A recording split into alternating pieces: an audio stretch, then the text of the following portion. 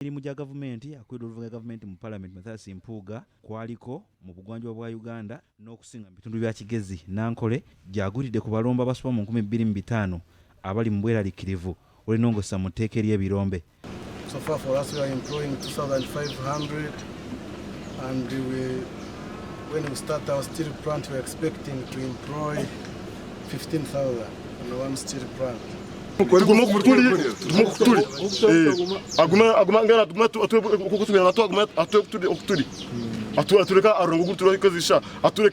Ennongosa zino okusinga zitunulidde nnyo okugaba olukusa olw'okusima ebyobugagga eby'omu ttaka era okusinziira ku balomba basima amayinja agakolwamu ebyuma ku kyalo Nyakyonga mu disitulikiti y'e Kabale singa ennongosa zino ziyitanga bwe zireeteddwa ebyabwe bibi.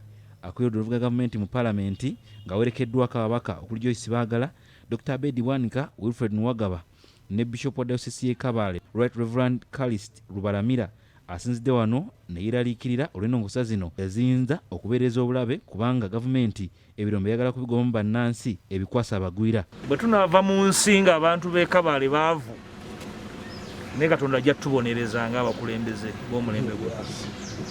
Tujja kubonerezebwa. God will punish us. Lwaki abantu baffe bandibadde baavu nga batudde ku zaabu ku bugagga obuli wano obuyitirivu? Wabula ategeezezza ng'oludda oluvuganya bwe luli mu kwetegereza ennongosa zino n'engeri gye zigenda okukosaamu abantu ba bulijjo.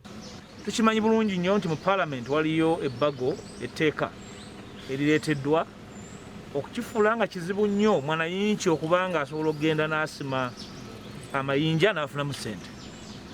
Naye naffe tuli mu kutambula ffe abaagala Uganda ebeere nga buli muntu aganyulwamu so si abantu abatono. Embeera eri egenda mu maaso mu Uganda nti waliwo akakundi k'abantu batono buli kintu baagala kibeere nga kyabwe. Amafuta gaabalemera ddala.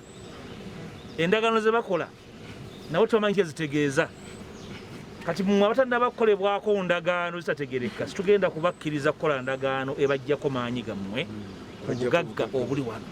Kati ffe twagadde tujje bwe twaba tukola etteeka lino nga tumanye ekiri wano nga tumanye embeera mwe muli ate nga tumanyi n'ebyobugagga eby'omu ttaka bino bwe bifaanana. Ono era alambudde eddwaliro ekkulu ery'e Kabale ng'era okusinziira ku alikulira Dr. Namasopo Sophie tebalina kyuma ekya CT scan n'ebisulo by'abasawo so nga n'omusaala mutono ddala. Furthermore, our people here are very poor. Whenever there is an accident, they may need a CT scan. To access a CT scan is roughly 350 without including transportation. Why can't you lobby for us? We get a CT within the regional referral hospital like Kabale. Akulira oludda oluvuganya ng'ali wamu n'ababaka bakiikira ekitundu kino eddoboozi ly'abano asuubiza okulituusa. Ebizibu bye tusanze wano ng'obutaba na byuma eby'ekikugu ebikozesebwa nga CT scan ojja bisanga ne malwaliro ga referral nga ne Masaka kizibu kye kimu.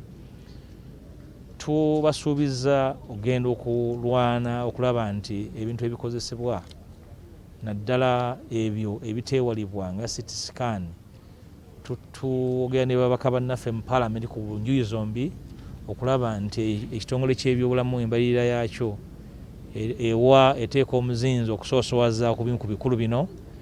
So we want to pledge our commitment to support the budget not only for Kabale Hospital for its infrastructure development but also entirely for the health sector and the service providers in the health service. Ali bwe tweyongerayo